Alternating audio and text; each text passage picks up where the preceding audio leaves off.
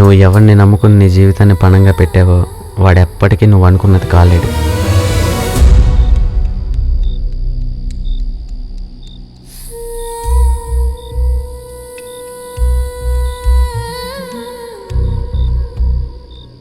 అన్నా లేరా?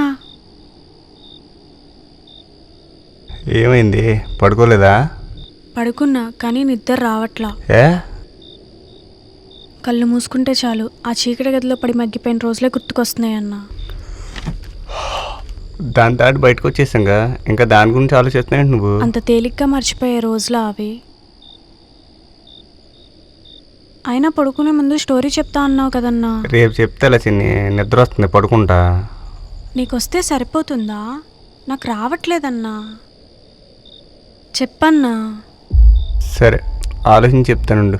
సరే, గుర్తెచ్చుకో. ఎవరికన్నా ఏదన్నా కథ చెప్పాల్సి వస్తే ఎలాంటి కథ చెప్పాలంటే ఆ కథ వాళ్ళకి ఏదోటి ఇచ్చి వెళ్ళేదై ఉండాలి.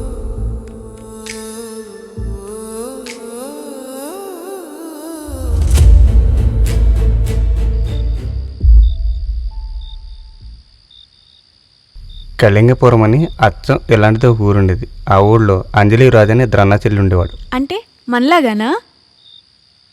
మనమే అనుకో.